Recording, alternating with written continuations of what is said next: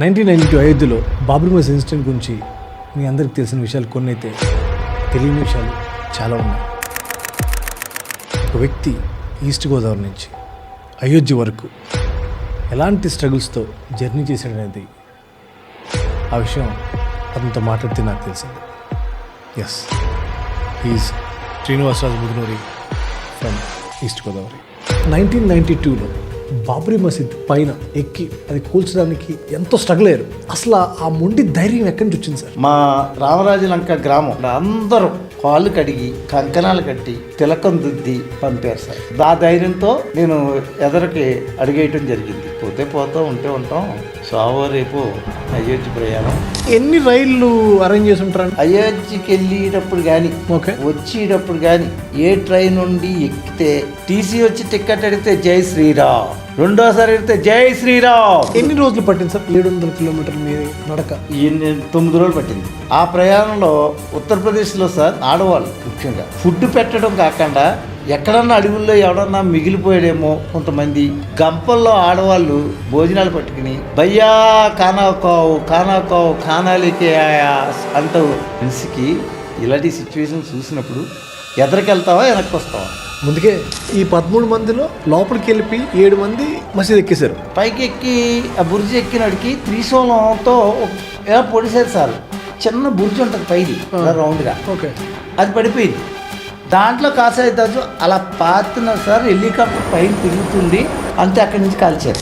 చాలా మంది శవాలు కుట్టలో ఒక హెలికాప్టర్ నుంచి ఒక ఇసుక ఎత్తే ఒక రవ్వ కూడా కింద పడదు, మనుషుల మీదే పడదు. ఒక లేడీ మరి ఎవరో తెలీదు ఎదురుకొస్తా ఉంటే పోలీసు వాళ్ళు ఎదురెళ్ళి కాల్చుకుంటూ వెళ్తా ఉంటే కింద కాల్చారు సార్. ఒక అడుగు ముందుకేసింది, మళ్ళీ కాల్చారు సార్. మళ్ళీ 2 అడుగు ముందుకేసింది, మళ్ళీ కాల్చారు.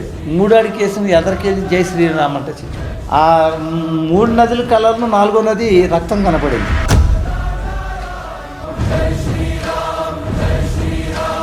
ఈ పాడ్కాస్ట్లో ఆయన చెప్పిన కొన్ని విషయాలు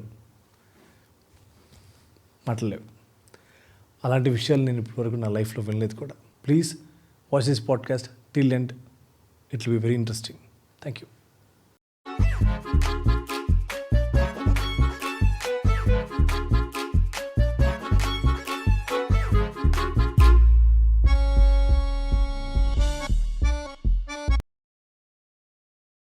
శ్రీనివాస్ గారు, థ్యాంక్ యూ సో మచ్. నమస్కారం అండి. నేను ఒక 2 months back sir, writer Sai Madhav గారు ఉన్నారు కదా, ఆయన దగ్గరికి వెళ్ళినప్పుడు మన బాబ్రీ మసీద్ ఇన్సిడెంట్ ఏదో సందర్భంలో చూస్తున్నప్పుడు ఆ మసీద్ పైన ఉన్న టైం అక్కడ జరిగిన ఇన్సిడెంట్ గురించి చెప్తున్నారు. ఈ ఎవరి గురించి చెప్తున్నారు అనేది నాకు తెలియలే. తర్వాత మీరు జనరల్గా పరిచయం మీరు వెళ్ళిపోయారు. ఆ పైన 6 మందిలో ఒక వ్యక్తి మీరే అని తెలిసినప్పుడు నేను షాక్ అయ్యా. ఏంటి ఇప్పటివరకు మన పక్కన కూర్చున్న శ్రీనివాసరాజు గారు ఆయనేనా అని నాకు ఆ రోజు అనిపించింది. కానీ తర్వాత నేను రీసెర్చ్ చేస్తే ఆ స్ట్రగుల్ ఏంటని నేను తెలుసుకున్న తర్వాత డెఫినెట్గా మేము పిలిచి అవి అడగాలి, ఆ జర్నీ అడగాలనేది నాకు అనిపించింది.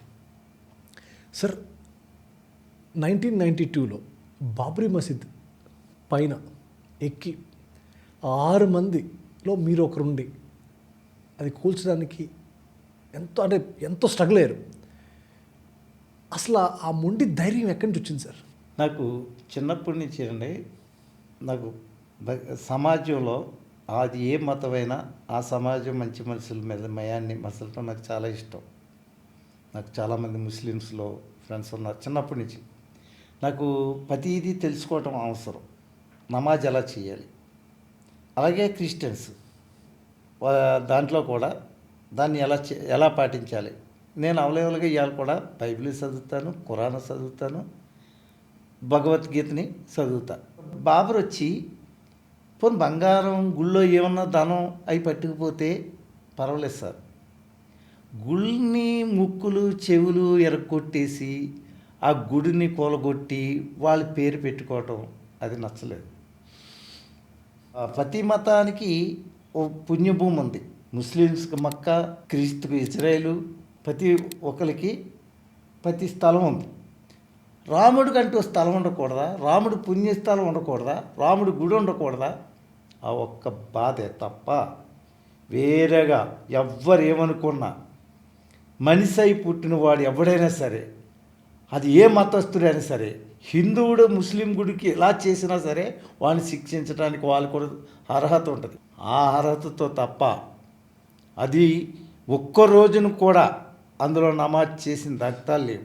మన ప్రభుత్వాలే ఓటు బ్యాంక్ కోసం ఆ టైం నుంచి, స్వతంత్రం రాకముందు నుంచి దీన్ని ఒక సర్దార్ వల్లభాయ్ పటేల్ గారు ఒక్కరే దాని మీద ధైర్యం చేసి, ఆయన హోమ్ మినిస్టర్ ఉండగా అందులో విగ్రహాద ఆరాధన ఉందని తెరిపించి దానికి సట్ర వేసి తాళాలు వేసిన మొదటి వ్యక్తి సర్దార్ వల్లభాయ్ పటేల్. దాన్ని చూసి ఎందుకు జరగకూడదని ఊరంతా రాముడి గుడి కడుతున్నారు.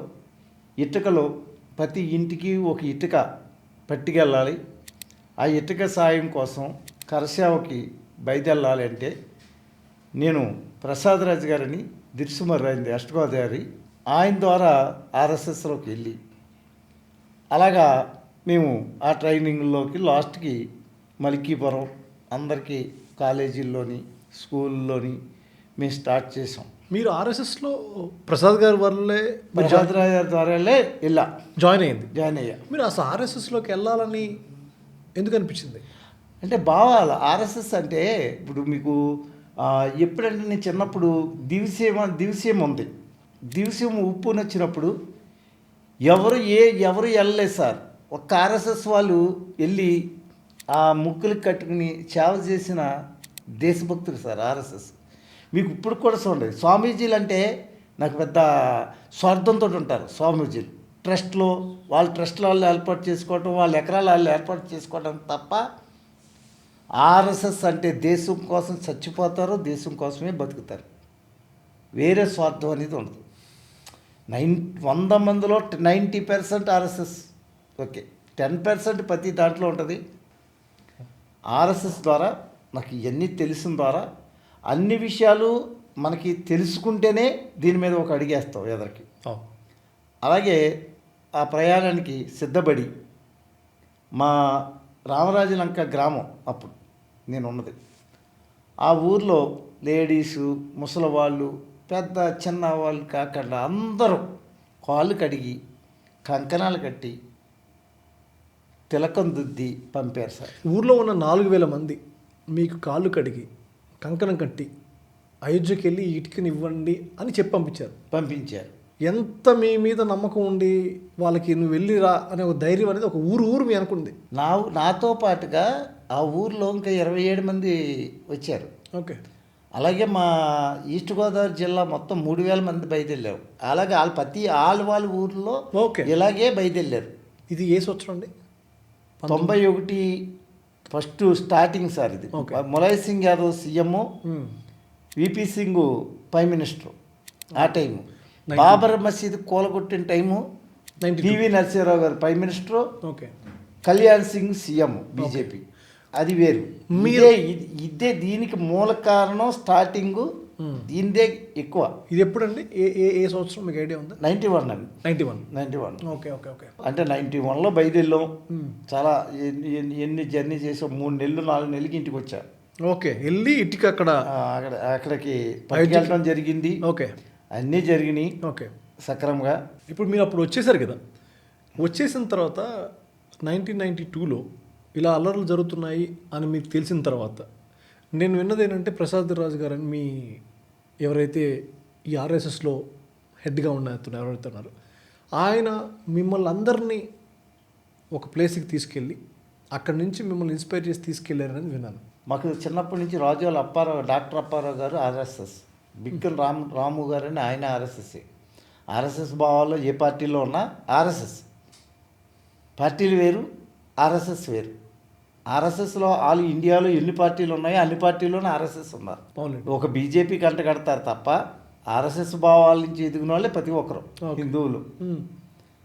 అలాగే డాక్టర్ రాజ్కుమార్ గారు దిండి, వీళ్ళందరూ వాళ్ళు చూసి నాకు ధైర్యం అవన్నీ కూడా వాళ్ళే ఈ వయసులో ఎలా ఉన్నారో, వాళ్ళే రావడానికి ఇంత రెడీగా ఉన్నారో, మనం వెళ్ళకపోవటం ఏంటి. నాకు 21 సంవత్సరం వయసు, అంటే నాకు ఇన్స్పిరేషన్ అంతా కూడా సీతారామరాజు, అల్లు ఆ భగత్ సింగ్, ఓకే.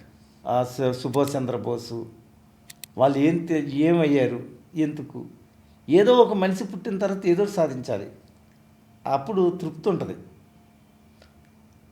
ఆ ధైర్యంతో నేను ఎదరికి అడిగేయటం జరిగింది.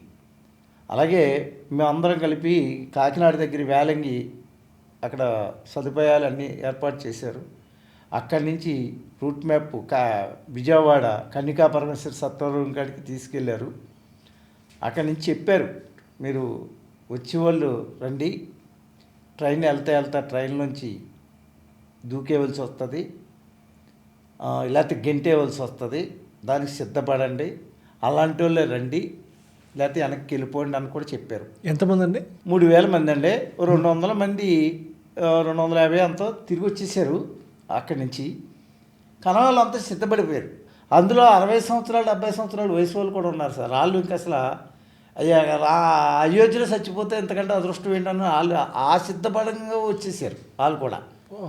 సరే ప్రయాణం చేసాం, ట్రైన్లు ఎక్కించారు. ఆ ప్రయాణంలో మధ్యప్రదేశ్కి సత్నా చేరుకోవాలి మేము. ఓకే. ఇది విజయవాడ నుంచి సత్నా ట్రైన్కి తీసుకున్నారు. సత్నాకి వెళ్ళిపోవాలి. ఎన్ని రైళ్ళు అరేంజ్ చేసి ఉంటారండి ఈ 3? మొత్తం సార్ అయోధ్యకి వెళ్ళేటప్పుడు కానీ వచ్చేటప్పుడు కానీ ఏ ట్రైన్ నుండి ఎక్కితే టీసీ వచ్చి అందులో ప్రయాణికులు ఎవరున్నారో తెలీదు, అంతా కరసేవకులే. టీసీ వచ్చి టికెట్ అడిగితే జై శ్రీరామ్, రెండోసారి అడిగితే జై శ్రీరామ్ వెళ్ళిపోయేవాడు. ఈ గొడవ తెలిసి అంటే ఇలా జరుగుతుంది అన్నప్పుడే గొడవ జరగట్లేదు సార్, గొడవకే వెళ్ళాం. అక్కడ ఇంకా అయోధ్యలో స్టార్ట్ అవ్వలా. మన ఇండియా మొత్తం కరసేవకులు బయలుదేరారు. ఎక్కడి నుంచి కాశ్మీర్ టు కన్యాకుమారి నుంచి బయలుదేరేటప్పుడు ఆ కాశ్మీర్తో ఎక్కడ బయలుదేరారో అదే గ్రామం నుంచి లాస్ట్ గ్రామం సముద్రం పక్కన ఉన్న దిండి రామరాజలంక అంతర్వేదైనా ఇక్కడి నుంచి బయలుదేరింది. ఆ ప్రయాణం భాగంగానే అయోధ్యకి 15 లక్షల మంది వెళ్ళారు. ఎందుకు? ఓన్లీ అంటే డెమోలిష్ చేయడానికే? కూల్చడానికి. కానీ లక్ష్యం వేరు. కూల్చి ఆ ఇటుకలు అక్కడ పెట్టి గుడి కట్టే వద్దామని. ఓహో. నేను 1 సంవత్సరం అయినా 2 సంవత్సరాలైనా మేము ఇంక డిసైడ్ అయ్యాం. మీకు పిలుపునిచ్చింది ఎవరు? ఆర్ఎస్ఎస్. అద్వానీ గారు రథయాత్ర స్టార్ట్ చేశాడు. ఓకే. అద్వానీ రథయాత్ర ఫస్ట్. ఆయన మొత్తం తిరిగాడు. అన్ని రాష్ట్రాలు తిరిగి అప్పటికక్కడ ఏమీ లేదు. బయలుదేరింది ఒకటి రథయాత్రలో వెళ్ళాము. వెళ్ళినప్పటికీ సత్నాకి వెళ్తా ఉంటే ఝాన్సీ అనే చిన్న స్టేషన్ వచ్చింది. ఆ స్టేషన్లో ఉత్తరప్రదేశ్లో ఉంటుంది, చిన్న భాగం. ఒక మూల లింక్ వచ్చింది, అది అక్కడ ట్రైన్లు ఆపేశారు. ఇది విజయవాడ జిల్లా మొత్తం ట్రైన్లు ఆపేశారు. అక్కడ ఆపేస్తే మధ్యప్రదేశ్లో సుందర్లాల్ పట్వ సీఎం ఆయన ట్రైన్లు అరేంజ్ చేశాడు, వెనక్కి పెట్టించాడు ట్రైన్లు. ఎంత జస్ట్ 1/2 కిలోమీటర్ ఉండదు మధ్యప్రదేశ్కి. నడిచి వెళ్ళటం, ట్రైన్లు ఎక్కేయటం, లారీలు ఎక్కేయటం, అలాగా వాళ్ళు మట్టుగా అక్కడ అరేంజ్ చేశారు. అక్కడికి సత్నా వెళ్ళినప్పటికీ 2 లక్షల మంది జనాభా ఉంటారు. 2 లక్షల మంది. అలాగే మీకు కలకత్తా నుంచి వచ్చేవాళ్ళు ఎటు మార్గం ఉంది, బీహార్ నుంచి వచ్చే వాళ్ళకి ఎటు మార్గం ఉంది, కాశ్మీర్ నుంచి ఢిల్లీ నుంచి వెళ్ళిన వాళ్ళకి ఎటు నుంచి ఉంది, సౌత్ ఇండియా నుంచి వెళ్ళే వాళ్ళకి సత్నా తగులుతుంది. అవును. మీకు మధ్యప్రదేశ్ సెంటర్ పాయింట్ కాబట్టి. అవును. గంగా, యమున, సరస్వతి ఆ నదుల ద్వారా లక్షల మంది ప్రయాణం చేశారు. అప్పుడు మేము గ్రౌండ్లోకి వెళ్ళిన తర్వాత అల్పాహారాలు, కావలసిన ఫుడ్ వ్యవహారాలు, ఎన్నో లారీలు, యాపిల్కాయలు, ఫుడ్డు, జంతికల టైపు, అప్పడాల టైపు, రొట్టి 3 రోజుల దాకా పాడవకుండా ప్యాకింగ్ చేసి గుట్ల కింద బ్యాగుల్లో పెట్టుకోవడానికి బ్యాగులు కూడా అరేంజ్ చేశారు సార్. దుప్పట్లు ఎవరు సార్ అరేంజ్ చేసింది? ఆర్ఎస్ఎస్ విశ్వ హిందూ పరిషత్. అక్కడి నుంచి ఉత్తరప్రదేశ్ వెళ్ళటానికి మధ్యప్రదేశ్ బోర్డర్ తాకా తప్ప అక్కడి నుంచి అడుగు కూడా ఒక బస్సు కానీ ఒక ట్రైన్ కానీ లేవు, ఏ ట్రాన్స్పోర్ట్ లేదు. ట్రాన్స్పోర్ట్ లేవు. ఆఫ్ చేసేస్తున్నారు, దింపేస్తున్నారు. ఓకే. రైళ్ళు బస్సులు అయితే జేసీబీ పెట్టి గాలి తీసి పడదొబ్బారు. కాలువల టైపు, బోధుల టైపు, ఎల్లగండ. ఇది మార్గం అని విశ్వ హిందూ పరిషత్ వాళ్ళు సత్మా నుంచి రేవా నుంచి హనుమాన్ గంజ్ అని పక్క విలేజ్, హనుమాన్ గంజ్ నుంచి ఉత్తరప్రదేశ్ ఎంటర్ అవడానికి 700 కిలోమీటర్లో ఒక మార్గం కనిపెట్టారు అడవి ద్వారా. 700 కిలోమీటర్లు 700 కిలోమీటర్లు అడవి ద్వారా. ఆ అడవి ద్వారా మధ్యప్రదేశ్ బోర్డర్ ఆగినప్పటికీ చూడండి, ఆ విలేజ్ పేరు సంసార్పూర్ విలేజ్ ఎవరిది అనుకున్నాను? మన prime minister of India VP సింగ్ది ఆ విలేజ్కే ఎంటర్ అయ్యాం. ఓకే. అప్పుడు దాకా మాకు తెలీదు. ఓకే సార్, మేము వంటలు వండుకోవడానికి సిద్ధపడ్డాం. వాళ్ళు వేసారు, మేము వండుకోవడానికి కాదు. వాళ్ళు తాకలు, గిన్నెలు, ఫుడ్డు. మాకేమో రైస్ అలవాటు, సాంబార్లు అలవాటు, తాలింపులు పెట్టుకోవటం మనకి అలవాటు. మనకి ఏం కావాలంటే ఫుడ్ కావాలంటే వాళ్ళు రొట్లు మొత్తం అన్నీ వాళ్ళు అరేంజ్ చేస్తున్నారు. కిచిడి మొత్తం వాళ్ళకి ఏ ప్రాబ్లం లేదు. కావాలని మీకు కావాల్సింది మీరు ఎలా కావాలంటే అలా వండుకోమంటానికి కూడా సిద్ధపడ్డారు. ఆ ప్రయాణంలో ఉత్తరప్రదేశ్లో సార్ ఆడవాళ్ళు ముఖ్యంగా వాళ్ళు ఏ రోజు నిద్ర లేదు సార్. ఇంచుమించు నాకు తెలుసుండి 15 రోజులు నిద్ర లేదు సార్. వాళ్ళకి ఫుడ్ పెట్టడం కాకుండా ఎక్కడన్నా అడవుల్లో ఎవడన్నా మిగిలిపోయాడేమో కొంతమంది గంపల్లో ఆడవాళ్ళు భోజనాలు పట్టుకుని భయ్యా కానాకావు ఖానాలికే ఆయా అంటూ తిరగటం. మరి అలాంటి సిచ్యువేషన్ చూసినప్పటికీ ఎలా ఉంటుందో చెప్పండి. మనిషికి ఇలాంటి సిచ్యువేషన్ చూసినప్పుడు ఎదరికెళ్తావా వెనక్కి వస్తావా? ముందుకే. అదే ప్రయాణం అలా వెళ్తూ ఉత్తరప్రదేశ్ వచ్చింది. మిర్జాపూర్ వెళ్ళాం. మిర్జాపూర్లో పోలీసు వాళ్ళు పట్టేసుకున్నారు. ఎన్ని రోజులు పట్టింది సార్ ఈ 700 కిలోమీటర్లు మీరు నడక? 9 రోజులు పట్టింది. 9 రోజులు పట్టింది. 9 రోజులు పట్టింది. ఎంతమంది ఉంటారు సార్? అంటే మేము మీకు ఒక అడవిలోకి వెళ్ళిన తర్వాత ఎలాగ వెళ్తున్నారో ఆ భాగం తప్ప వెనకాల ఎంతమంది జనాభా ఉన్నారో తెలీదు. దింపడం, లారీ దింపడం, మేము వెళ్ళిపోవడం, వెనకాల లారీ దింపడం, వాళ్ళు వచ్చేయటం. ఓకే, అలా జరిగినాయి. ఓకే, అర్థం సార్. మీకు ఒకేసారి బయలుదేరితే అవుతుంది. అర్థం సార్. కానీ వెళ్ళిన వాళ్ళల్లా అరెస్ట్ చేస్తున్నారు ఉత్తరప్రదేశ్లోకి వెళ్ళినప్పటికీ. మేమంతే సంసార్పూర్ నుంచి మిర్జాపూర్ దాకానే వెళ్ళాం. మిర్జాపూర్లో మమ్మల్ని అరెస్ట్ చేశారు. ఓకే. ఓ స్కూల్లో పెట్టారు. ఓకే. ఫస్ట్ సారి అరెస్ట్ అవటం. అప్పటి వరకు పోలీస్ స్టేషన్ అంటే ఏంటి తెలియదు. పోలీస్ స్టేషన్ కాదు అది, స్కూల్. గవర్నమెంట్ ఆఫీసులన్నీ కూడా పోలీస్ స్టేషన్లో లెక్కేసుకోండి. అలా 200 మందిని అందులో పెట్టారు. జై శ్రీరామ్ మామూలుగా మాట్లాడుతూ ఒక ఊపిలో ఒకడు జై శ్రీరామ్ అని అరిచాడు. జై శ్రీరామ్ అన్నప్పటికి తలుపు గుమ్మాలతో లైస్గా లేచిపోయినాయి. కానీ సార్ అప్పుడు పోలీస్ సెక్యూరిటీ ఉంది. పోలీసు వాళ్ళు కూడా వాళ్ళు పాపం ఏం చేస్తారు, డ్యూటీ చేస్తారు. వాళ్ళ డ్యూటీ తప్ప వాళ్ళు కూడా భక్తి భావాలు ఉంటాయి కదా, వాళ్ళు మనుషులే కదా. వాళ్ళు జై శ్రీరామ్ అని వాళ్ళు అరిసి వదిలేసేవారు. అలా ప్రయాణంతో అలహాబాద్ చేరుకున్నాం. అలహాబాదులో చేరుకున్నప్పటికీ ఒక రోజులో మొత్తం అందరూ అక్కడికి చేరుకున్నాం. ఎంతమంది వచ్చారన్నది తెలీదు. ఆంధ్ర వాళ్ళకి మొత్తం సరస్వతి శిశు మందిరం అని ఒక గ్రౌండ్ ఏర్పాటు చేశారు అందులో. ఆ గ్రౌండ్లో సాయంత్రం 4 అవుతుంది మేము వెళ్ళినప్పటికీ. చేరుకున్నారు. పెద్ద వాళ్ళంతా వచ్చేసారు.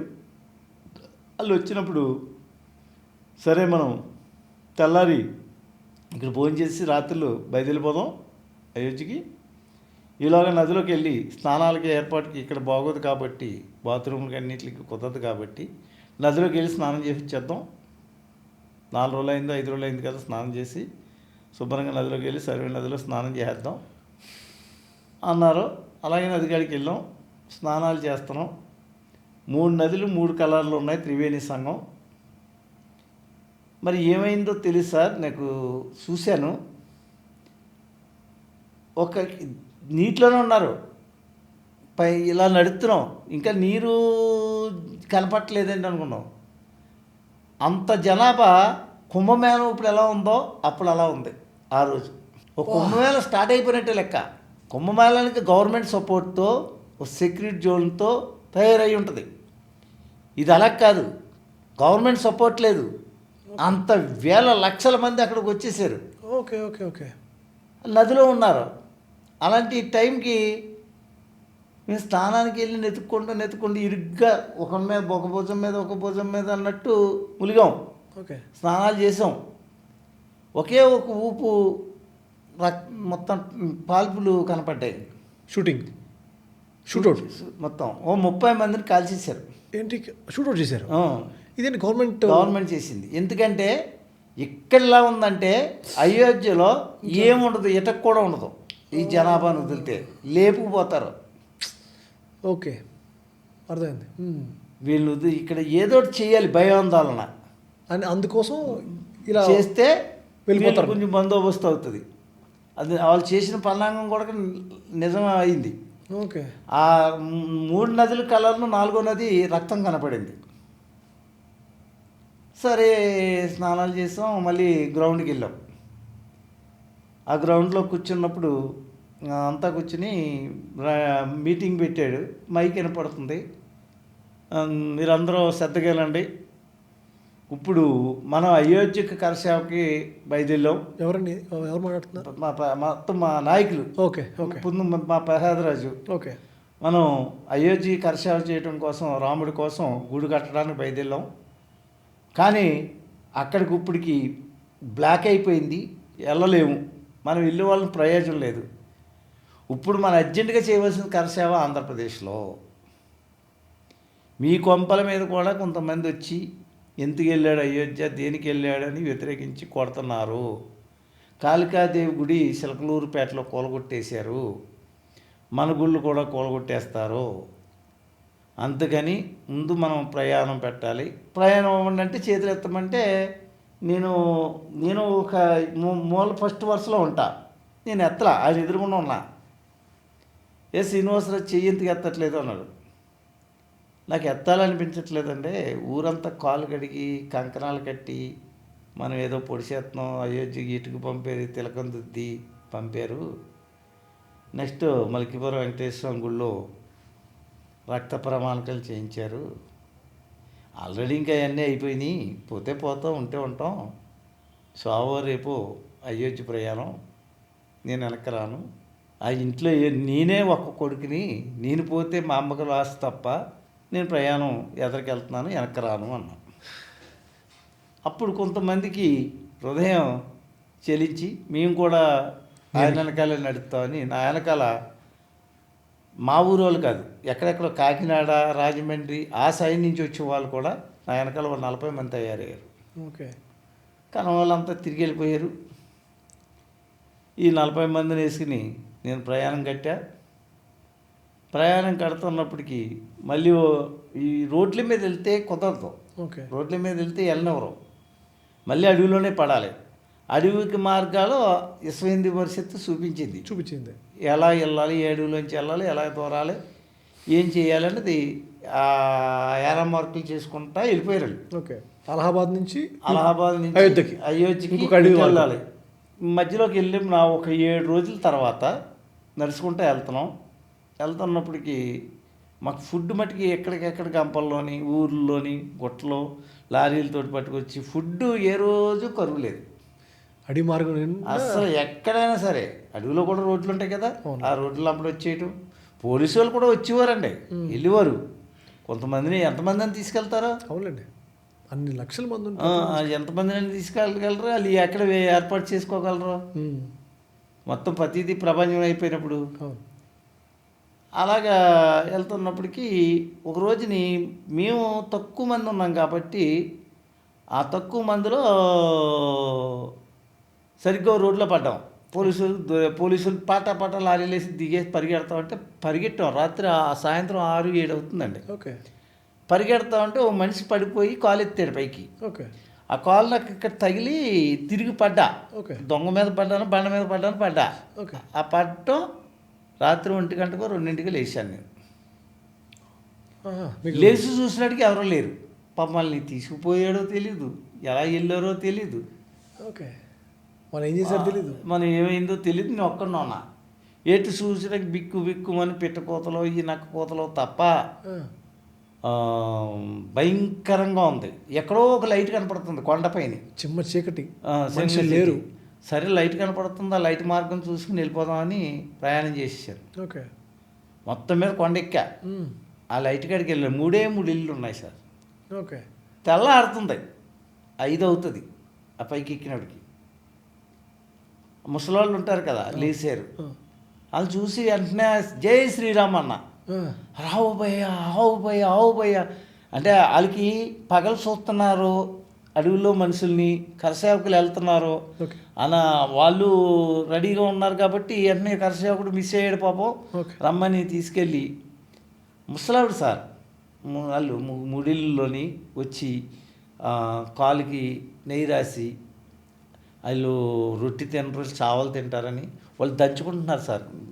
బండ రాడు మీద పెట్టి ఇలా దంచుకుని ఇలా కూర్చుని దంచేస్తున్నారు. కూర్చుని ఆ రైస్ తీసి వండి చావలు తింటారు. ఆంధ్ర చావలు పెట్టి పొద్దుటే ఒంటి మీద తీసుకొచ్చి ఓ ప్లేస్లో ఒక 50 కిలోమీటర్లో వదిలేశారు నన్ను. అలాంటి సిచ్యువేషన్ చూస్తే అన్న ముసలాడిని, ఎందుకమ్మా నేను చిన్నపిల్లాడిని, నాకు హిందీ వచ్చును, చిన్నపిల్లాడిని కదా, ఎందుకు అలా పట్టుకోకూడదు కాలంటే, నీ కాళ్ళు పట్టుకోవట్లేదు, రాముడి కాళ్ళు పట్టుకుంటున్నావు, రాముడికి సేవ చేసుకునే భాగ్యం మాకు కలిగింది నీ ద్వారా, అది రాముడి కాలు. మళ్ళీ వాళ్ళకి తిలకం దిద్ది పంపారు అక్కడి నుంచి. ఇంకా ఇప్పుడు వరకు ఇంటి నుంచి ప్రయాణం కాదు, ఇక్కడ ఈ 3 ఇళ్ళ నుంచి ప్రయాణం పెట్టింది చూడండి. ఈరోజు ఎక్కడ చచ్చిపోతే అక్కడ అదృష్టవంతుని అనుకున్నా. అది అంత ధైర్యాన్ని ఇచ్చింది. ఆ రకంగా ప్రయాణం చేసాం. సరిగ్గా వాళ్ళు వదిలేరు. ఓ 13 మంది సర్వే నదికి దగ్గరగా 13 మంది శివసేన వాళ్ళు వస్తున్నారు. ఓకే. వాళ్ళు ఎలా వస్తున్నారంటే ఊపు జనం కనపడినప్పటికీ చిరిమిరి ధూమ్ తడాక శివజన్ దల్కి హొయ్యి తడాక అంటున్నారు. అందులో వాళ్ళతో కూడా దూరి నేను చిరిమిరి ధూమ్ తడాక శివజన్ దల్కి హొయ్యి తడాక అంటూ బయలుదేరు. వాళ్ళ ప్రయాణంలో మా ప్రయాణంలో అంతా కుర్రోళ్ళు. ఆ కుర్రోళ్ళు అయితే వాళ్ళు హిందీలో అప్పుడు మనకి ప్యాంపవరాయిలు మైనే ప్యార్కే సినిమా వచ్చింది, ఆ హిందీలో పాడేవారు.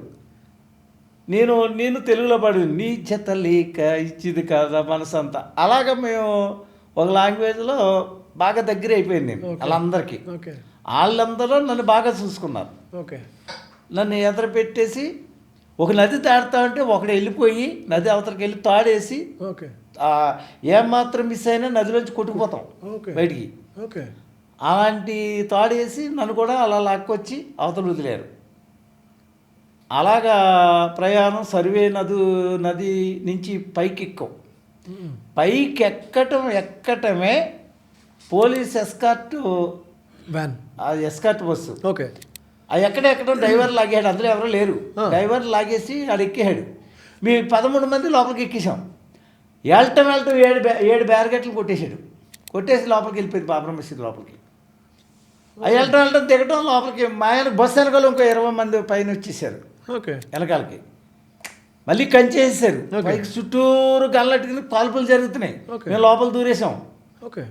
లోపల దూరి ఇంకెక్కుదాం ప్రయాణం అని ఎక్కుతూ ఉంటే పైకి ఎక్కుతున్నాం, కాల్చట్లా, పొగ బాంబులు గిట్టేస్తున్నారు. మాకు వెళ్ళేటప్పుడు చెప్పారు ప్రతి ఒక్కడు ఉల్లిపాయ పెట్టుకోమని జేబులో. ఏంటంటే ఆ పొగ బాంబు వేసినప్పుడు ఉల్లిపాయ ముక్కుగాడ పెట్టుకుంటే మనం మూర్చ తర్వాత. ఆ ప్రతి ఒక్కరి జేబులో 2 ఉల్లిపాయలు 4 ఉల్లిపాయలు ఉన్నాయి. ఆ ఉల్లిపాయలు కూడా ఇచ్చారు విశ్వ హిందూ పరిషత్ వాళ్ళు. అది బాగా పనిచేసింది. వీళ్ళు గిట్టేసిన మా పొగ బాంబులకి ముక్కుగాడు ఉల్లిపాయ పెట్టుకోవడం ఇవన్నీ బాగా పనిచేసింది. పైకి ఎక్కేసాం 7 6 కాదు 7 అండి. 7 ఎక్కేసాం. ఎక్కేసి శివసేన, అందులో నేను ఒకడిని. అయితే ఈ 13 మందిలో లోపలికి వెళ్ళి 7 మంది మసీద్ ఎక్కేశారు. పైకి ఎక్కేసాం. ఆ. పైకి ఎక్కి ఆ బుర్జి ఎక్కినాడికి త్రిశూలంతో ఒక ఎలా పొడిసారు సార్. చిన్న బుర్జి ఉంటుంది పైది ఇలా రౌండ్గా, ఓకే. అది పడిపోయింది. దాంట్లో కాసాయి దాజు అలా పాతున్నారు సార్. హెలికాప్టర్ పైన తిరుగుతుంది గిరగిరా, అంతే. అక్కడి నుంచి కాల్చారు పైనుంచి. షూట్అవుట్. ఇద్దరు అన్నదమ్ములు స్పాట్ డెడ్, మూడో వాడు పోయాడు, 4 కింద పడ్డాం. ఓకే. ఆ స్లాబ్ మీదే ఎంత ఒక 10 మీటర్లు ఉంటుంది. ఓకే. పడ్డాన తర్వాత నాకు ఈ చెయ్య ఇరిగిపోయింది. ఇరిగిపోతే దుమ్ము బయటకు వచ్చేసింది. అక్కడే కట్టేసుకుని తడిగుడ్డతో ఆ ఊపు మళ్ళీ సర్వే నది పక్కకు వచ్చి ఇంత ఇంత ఆంజనేయ బొమ్మ వేయించాను ఆ రోజు. ఈ బొమ్మ అంటే ఇంత అయితే ఇప్పుడు ఇంత అయింది.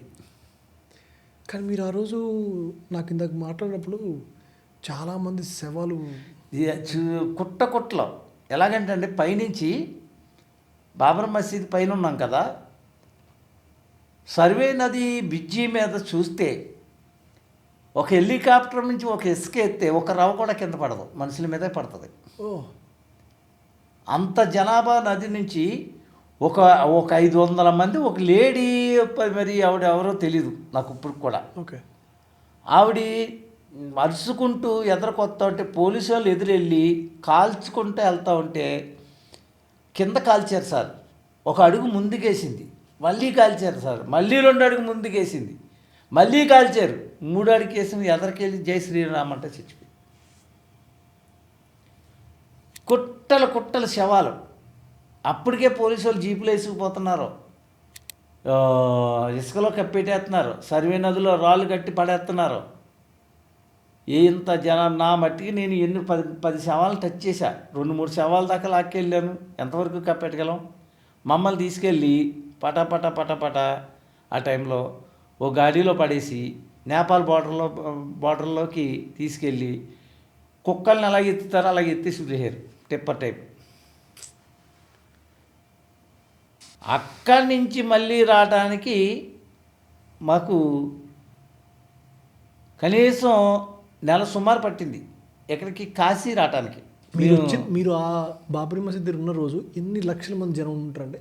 నాకు తెలుసుండి పైజాబ్ డిస్టిక్కి అప్పటికే అయోధ్యలో అయితే 5-6 లక్షలు సుమారు ఉంటారు. 15 లక్షల మంది ఉంటారు జనాభా.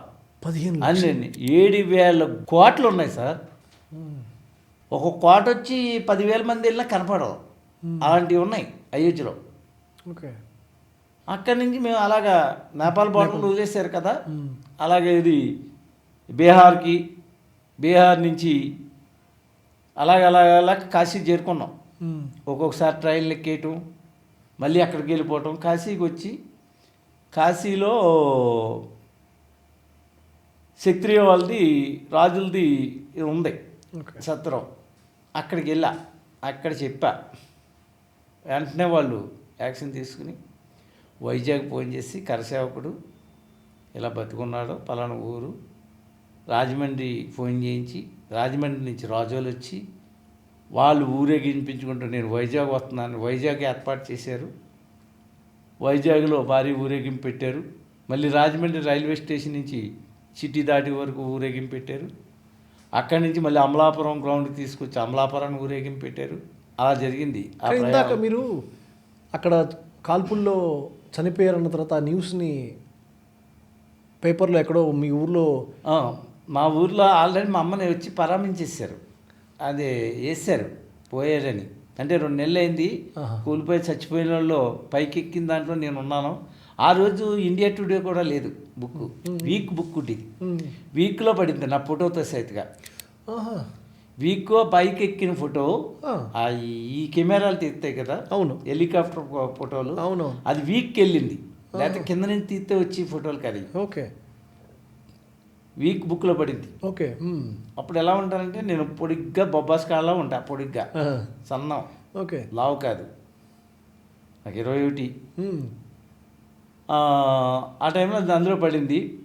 ఇంట్లో చుట్టాలు అందరూ వచ్చేసారు, మొత్తం అందరూ పరామించారు. ఏదో కదా సరే అది ఏడుతుంది. మా అమ్మ కొంతమంది ఎలా పంపావు, ఒక్క కొడుకుని నువ్వు ఎలా అలాంటి ఎంకరేజ్ చేసావు, ఆడు చెప్తే వింటాడా, వాడు అనుకున్నది చేసుకొస్తాడు, ఆడేది అది ఏముండదు ఆడేమో ఎక్కడికి వెళ్ళడం, వచ్చేస్తాడాడు. ఇలాంటి ఎన్నో నాకు చిన్నప్పటి నుంచి చూస్తాను.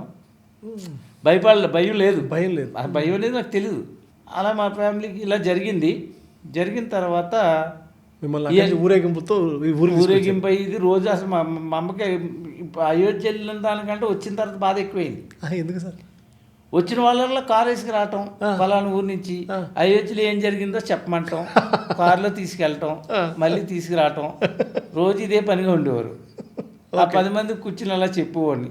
వాళ్ళు ఏడటం, మీటింగ్లు పెట్టడం, ఇదే పని. 2 నెలలు ఖాళీ లేదు. అయితే ఈ మధ్యలో మా తాతయ్య ఒక ఆయన నేనంటే బాగా ఇష్టం. ఓకే. ఆయన నేనంటే పంచప్రాణం. ఆయన నన్ను చూసిన వెంటనే హార్ట్ అటాక్ వచ్చింది. ఇంటికి వెళ్ళా, రిటర్న్ వచ్చిన తర్వాత ఓపలంక వెళ్ళా. వెళ్తే హార్ట్ అటాక్ వచ్చింది. హార్ట్ అటాక్ వచ్చినట్టుకి ఏమో అన్నట్టుకి మా మావయ్యలు అందరూ కలిపి తీసుకుని స్టేషన్కి వెళ్ళిపోయాను, రైల్వే స్టేషన్కి. ట్రైన్ ఎక్కువ నేను ఎక్కేసాను హైదరాబాద్ తీసుకురావడానికి. ఎక్కేస్తే సరిగ్గా గుంటూరులో ట్రైన్ ఆగింది. ఓకే. గుంటూరులో ట్రైన్ ఆగితే ఆ ట్రైన్లో ఎన్జి రంగా గారు ఇదే కంపార్ట్మెంట్ సేమ్. ఓకే. చూశారు. సుబ్రాజ్ ఏంటి ఈయన లేచి కాలుకు దానం పెట్టన్నారు. ఓకే. రంగా గారికి కాలుకు దానం పెట్టా. దానం పెట్టినట్టుకి ఓకే అమ్మ నీ కూర్చుని ఏమైంది ఏంటి, ఎదవా అయోధ్య వెళ్ళాడు, అయోధ్యలో ఆ మసీదులు కూలగొట్టడానికి ఇది చచ్చిపోయాడని మేమంతా చేతులు కడిగేసుకున్నాం, వీడు మరి ఇలాగ అయిపోయాడు, మీలాంటి వాళ్ళు చెప్తే కొంచెం చెప్పండి ఇప్పుడైనాని, అలాంటి గొడవలకు వెళ్ళొద్దు, ఎందుకు తప్పు కదా, మీరు చెప్తే కొంచెం వింటాడు. అయోధ్య వెళ్ళాడా, ఇది ఏంటమ్మా ఆర్ఎస్ఎస్ అయితే మనం ఏం చెప్తాం, ఈ నక్సలైట్ కంటే డేంజరేడు అన్నారు. రాముడి గురించి నీకు తెలుసా పూర్తిగాని అన్నారు. చెప్పండి సార్. రాముడు చాలా శాంత స్వరూపుడయ్యా.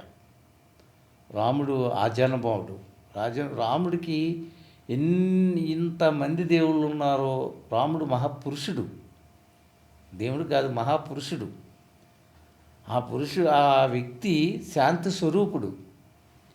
ఆయన గుడి వేల మంది వేల తరాల నుంచి చచ్చిపోతున్నారు, ఆయన మనశ్శాంతి లేదు పాపం. ఎక్కడ రాముడికి కూడా అది ఇష్టం లేదు. ఎన్నో వేల మంది ఎన్నో తరాల నుంచి చచ్చిపోతున్నారు. ఇప్పుడు మనం టెక్నాలజీగా బయటపడ్డాం. ఇప్పుడు కూడా ఆ గుళ్ళు గోపురాలు కూలగొట్టి మసీదులు కూలగొట్టి ఏం చేస్తారా మీరు? తప్పు కదా అది. రాముడి గుడి అది, రాముడి గుడి అని అందరికీ తెలుసు. ఆడెవడో తప్పు చేశాడు బాబర్ అన్నవాడు, ఆ తప్పు మళ్ళీ మనం ఎందుకు చేయాలి? రాముడికి ఇష్టమైన ప్రదేశంలో 100 ఎకరాల్లో గుడి కట్టండి, గవర్నమెంట్ ఇస్తుంది. 100 ఎకరాల్లో ప్రశాంతంలో కట్టండి. గుంటూరులో కట్టవచ్చు, రాజమండ్రిలో కట్టవచ్చు, ఎక్కడైనా కట్టవచ్చు. అలా నువ్వు విచిత్రంగా నవ్వుతున్నావే ఏంటి నువ్వు? లేదు సార్ మీరు చెప్పినవన్నీ అంటున్నాను సార్. కాదు నీలో ఏదో ఉందే సార్. ఉందా సార్? నేను అడుగుతానండి 2 మాటలు.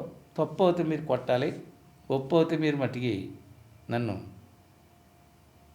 మీరు బాధపడకూడదు అని అన్నా. ఏదో విచిత్రంగా ఉందే చెప్పు అన్నారు. సార్ రాముడు పరిపాలన విధానం అన్నీ బాగా చెప్పారు, 100% కరెక్ట్ సార్. బాబర్ అన్నవాడు వచ్చి ఏం చేశారు సార్?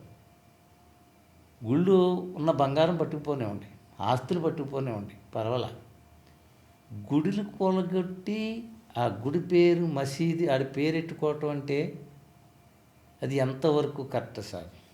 మీకు మనసు ఉంది కదా సార్, అది తప్పా కాదా? మీరు చెప్పొద్దు అన్నాను సార్. అన్నప్పటికీ చెప్పోతే ఇవన్నీ అయిపోయినాయి సార్, వదిలేద్దాం ఇప్పటి వరకు. బ్రిటిష్ వాడు వచ్చాడు. బ్రిటిష్ వాడు వ్యాపార రీత్యాగా వచ్చి మనని పడగొట్టాడు, అలాగే ప్రపంచం అంతా పడగొట్టాడు, భారతదేశాన్ని కూడా ఏ భూగాలంలో మొత్తం అంతా ఆక్రమించుకున్నాడు. భారతదేశాన్ని ఆక్రమించాడు. మనకి ఎన్నో ప్రాజెక్టులు కట్టాడు, రైల్వే తీసుకొచ్చాడు, ఏరోప్లైట్లు తీసుకొచ్చాడు, ఇన్ని తీసుకొచ్చి ఎర్రకోట కూడా ఆడే కట్టాడు సార్, పోర్ట్లు కట్టాడు సార్. అలాంటి బ్రిటిష్ వాడు ఎంతోమందిని చంపేశాడు. సీతారామరాజు, భగత్ సింగ్, సుభాష్ చంద్రబోసు, గట్టుపాటి హనుమంతు, అలాంటి ఎంతోమంది చంపేశాడు. కానీ వాడిని మనం ఏమీ గెంటేలేదు సార్. మన మీద జాలి కలిగి ఉన్న సంపదని మనకు సాలు అని సంపదే పట్టుకెళ్ళాడు. ఏ గుడిని ఏ గోపురాలని కూడగొట్టలేదు సార్. సంపదని దోసుకెళ్ళాడు. ఆ కోహినూరు వజ్రం ఇలాంటివి పట్టుకెళ్ళాడు. ఆక్రమించుకున్నాడు కాబట్టి ఆడు పరిపాలించాడు కాబట్టి అది పట్టుకెళ్ళాడు. డెవలప్మెంట్ చేశాడు సార్. ఇంగ్లాండ్ వెళ్ళిపోయి ఆడు మీకు లెటర్ రాసి మీరు రాజ్యాన్ని మీరు పరిపాలించుకోండి, మీకు వదిలేసాం అని రాత్రి 12ంటికి లెటర్ వస్తే అర్ధరాత్రి కాడ గాంధీ గారు, నెహ్రూ గారు వాళ్ళతో పాటుగా మీరు ఉన్నారు సార్. ఎన్జి రంగా గారు కూడా ఉన్నారు. అర్ధరాత్రి గాడు సార్ జాయింట్ స్తంభం సార్ అది పైన. ఆ జాయింట్ స్తంభం అక్కడే పీకి అక్కడే మన జెండా ఎందుకు ఎగరేశారు సార్? మనకు శాంతి స్వరూపుడు కదా సార్ రాముడు. ఫోన్లే బ్రిటిష్ వాడు వేసుకున్నాడు, పక్కన ఎక్కడ ఎగరేచ్చు కదా సార్. ఆ కాటనర్ గుర్తింపు వదిలేసి ఎందుకు చేశారు సార్? ఆయన పాపం కళ్ళల్లో వచ్చేస్తున్నాయి. మళ్ళీ కాలుకి దండం పెట్టా, సారీ సార్. రే ఈ నేమ్ మట్టుకి ఎప్పుడు ఈ నేమ్ అనుకో, వీడు ఎక్కడికి ఎదుగుతాడో తెలీదు, చాలా సబ్జెక్ట్ ఉంది. నీకు నా హిస్టరీలో ఇప్పటివరకు ఇలాంటి దెబ్బ తగులుతుందని నేను అనుకోలేదురా. ఆల్రెడీ కొట్టేశావు నువ్వు, ముందే కొట్టి చెప్పో మళ్ళీ కొట్టో, ఇంకేం చెప్పాలి అంటూ అలాగా.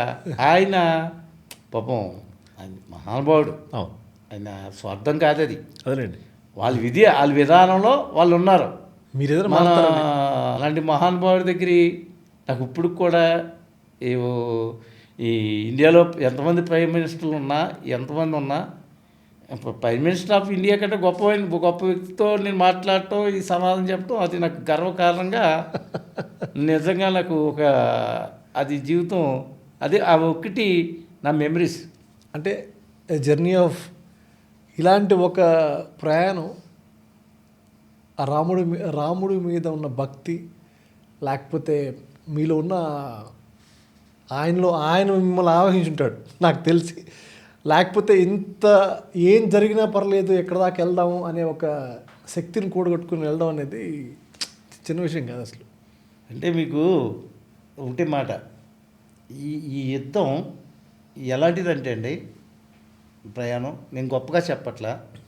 ఆ రోజుల్లో ఏమీ లేని టెక్నాలజీ టైం, కనీసం ఫోటోగ్రఫీ, ఒక వీడియో ఏమీ లేని టైంలో సీతారామరాజు ఫైటింగు, సుభాష్ చంద్రబోసు వీళ్ళు చేసిన ఫైటింగ్, ఇప్పుడు మేము చేసే ఫైటింగ్ కూడా మీడియాలమయంగా ఇంత పోలీస్ ఎస్కార్ట్లమయని ఇలాగెళ్ళి ఒక ప్రధానమంత్రి ఒక సీఎం ఉండగా వెళ్ళి చేసి వచ్చామంటే అదే తరహాలోది ఇది. అప్పుడు అంతా ఏంటి, పొద్దున్న లేచి కల్చర్ ఎలా ఉంది, ఫ్యామిలీ ఎలా ఉంది, దేశం ఏమైపోయిందన్న కాదు. ఊరిని అమ్మేసి మీరు తలకో వెయ్యిస్తానంటే అమ్మేయమంటారు. ఇవాళ పరిస్థితి అది. తలకాయ వెయ్యిస్తామంటే తలకో 2000, తలకో 1,00,000 ఇచ్చేస్తామంటే అమ్మేయండి, తాకట్లు ఎట్టేయండి, ఏం పర్వాలేదు అన్న సమాజం తయారైపోయింది. అంత స్వార్థం అయిపోయింది. ఆ పరిస్థితుల్లో ఉంది. మనకేంటి అంతే తప్ప దేశానికి ఏంటి అన్నది బాధ ఎవరికీ ఏం లేదు. అవన్నీ ఇన్ఫ్లుయెన్స్ మనకి అంతే. వాళ్ళని చూసుకోవటం మనం ఎందుకు ఉండకూడదు. మనిషిగా పుట్టిన తర్వాత ఏదో ఒకటి చెయ్యాలి. తెలుసుకున్న తప్పునే తప్ప అని నిదానమనే మేము వెళ్ళాం. అది నిదానమే. మేమైతే మతోన్మాదంగా వెళ్ళా, మతతత్వంగా అయితే నాకు అసలు ఇష్టం ఉండదు.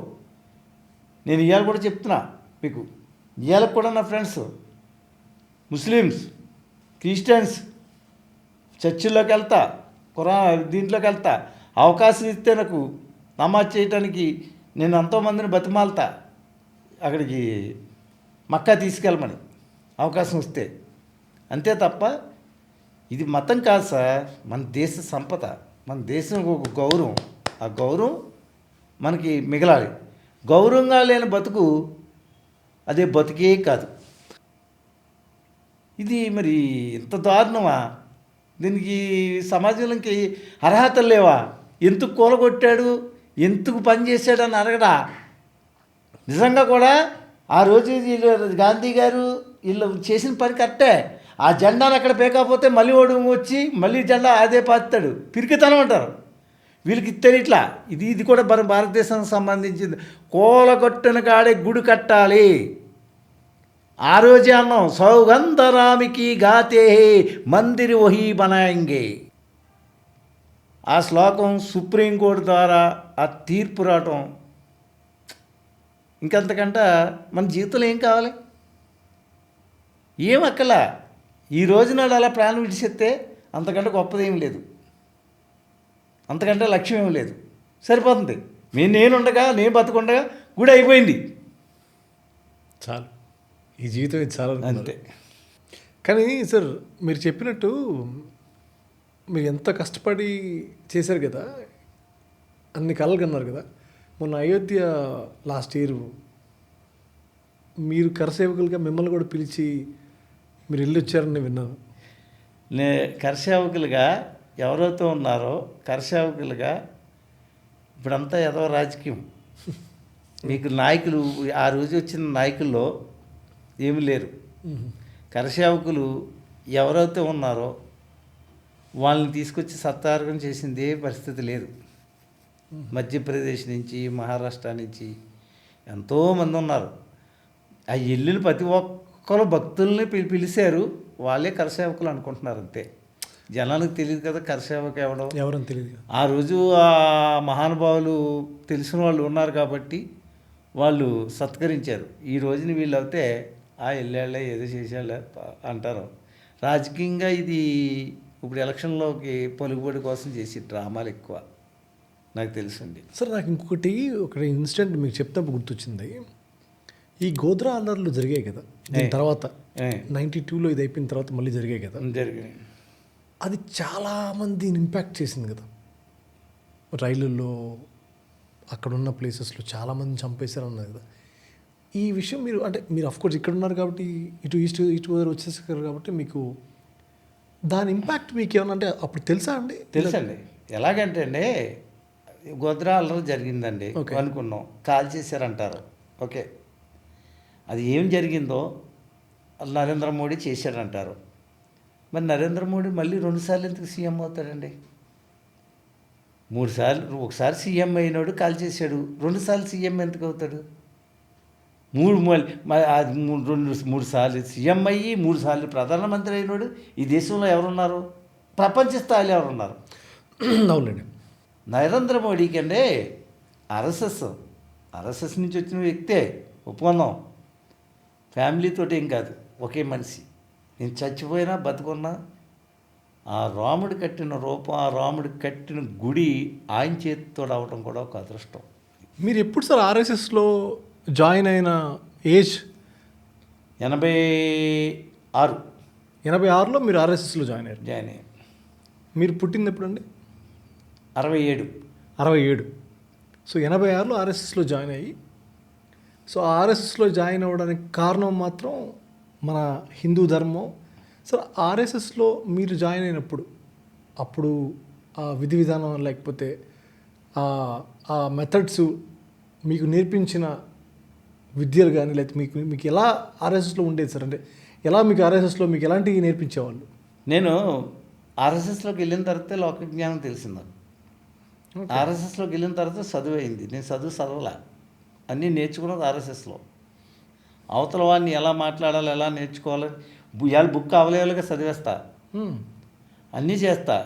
హిందీ మాట్లాడతా, శ్రీలంక భాష కూడా మాట్లాడతా. నాకు దాంతో సంబంధం లేదు చదవకుండా. కానీ ఆర్ఎస్ఎస్లో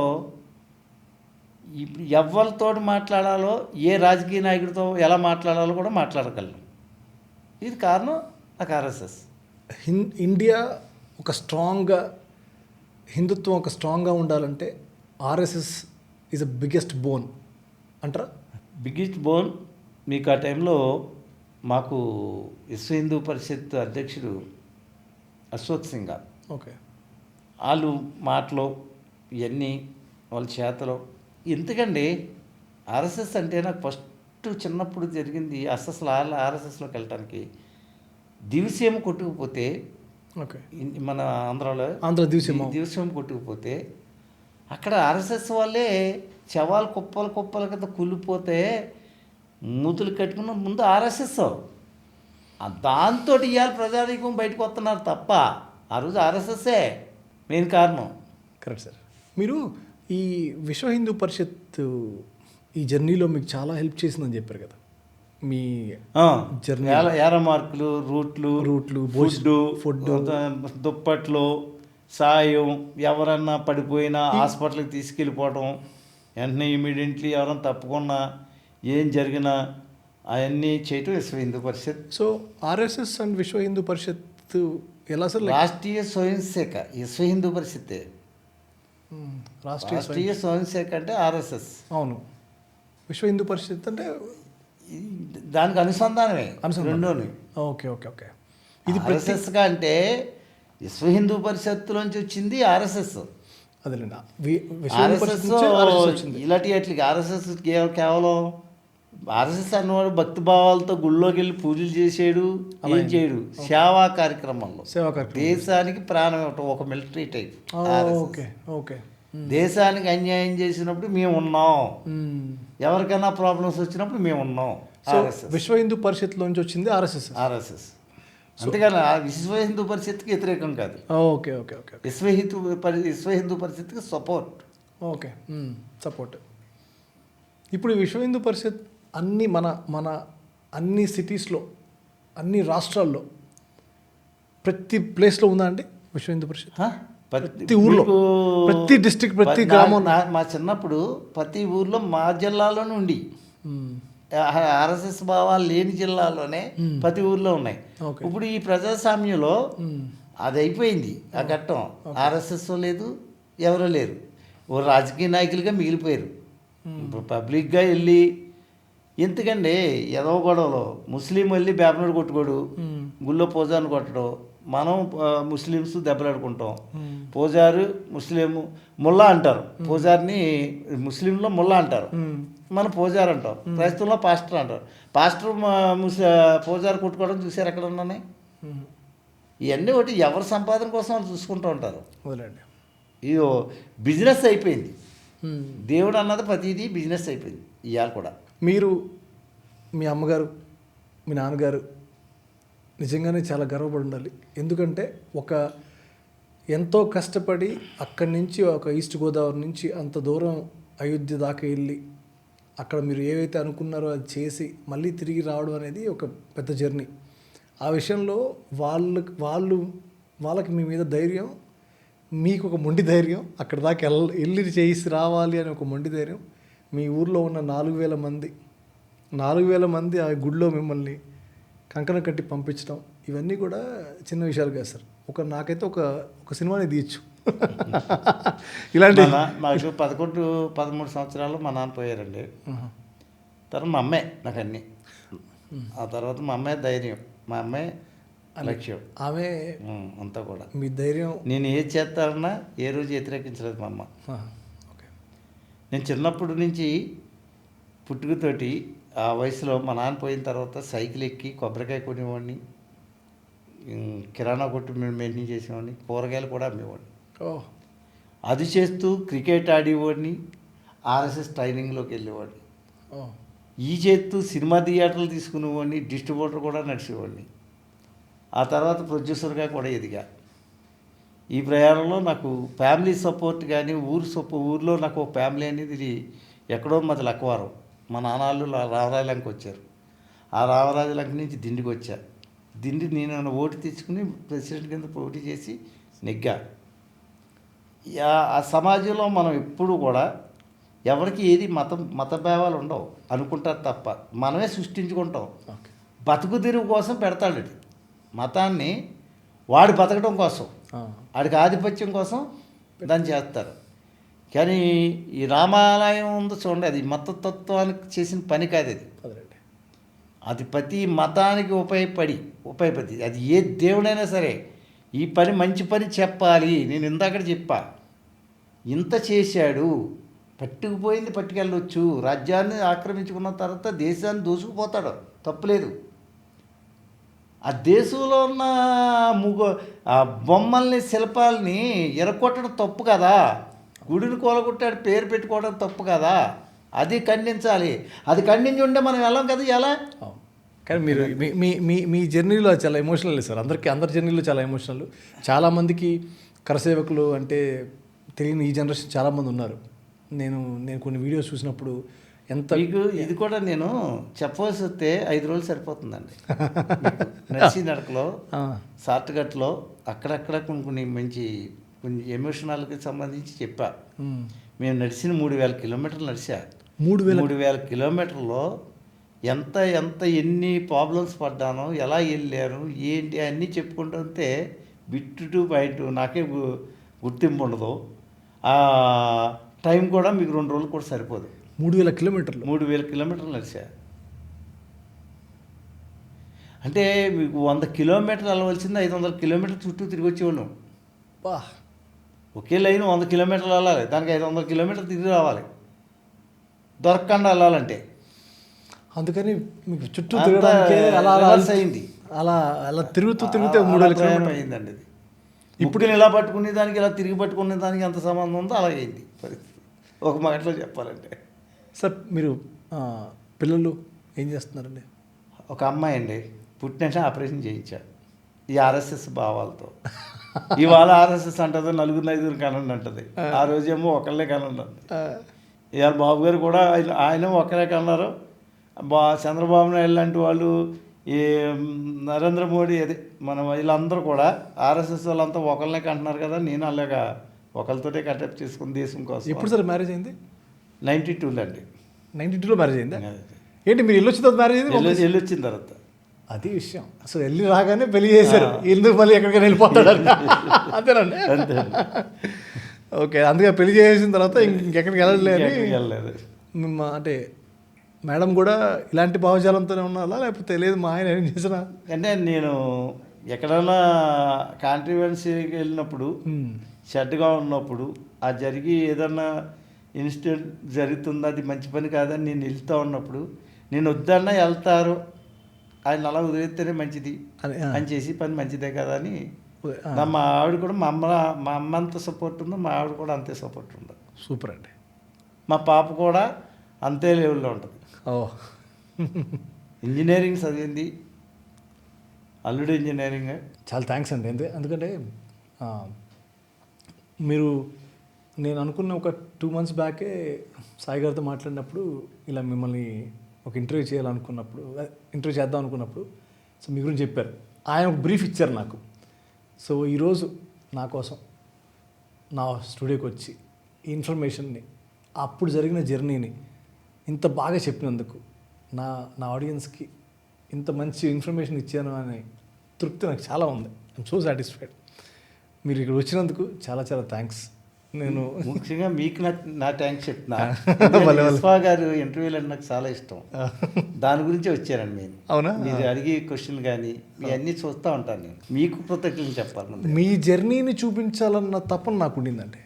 ఆ ఉద్యమం కోసం చేసిన జర్నీ ఉంది సార్, అది ఇప్పుడు అలా ఉండిపోకూడదు, చాలా మందికి తెలియాలి, కొన్ని లక్షల మందికి తెలియాలని చేసిన ప్రయత్నం అయితే. Thank you sir. Thank you so much. ఒక సినిమాకి, వెబ్ సిరీస్కి బిహైండ్ ద కెమెరా ఎంతమంది వర్క్ చేస్తారో మీ అందరికీ బాగా తెలుసు. అలానే ఈ పాడ్కాస్ట్కి కూడా మా టీం చాలా కష్టపడుతున్నాం. చాలామంది చూస్తున్నారు కానీ సబ్స్క్రైబ్ చేసుకోవట్లేదు. Almost 98% are not subscribing. మీరు సబ్స్క్రైబ్ చేసుకుంటే ఇలాంటి మంచి ఇంటర్వ్యూస్ మేము ముందుకు తీసుకురావడానికి కష్టపడతాం. Please subscribe to rewind with Vishwa channel. ఇది మీ channel, don't forget. Thank you.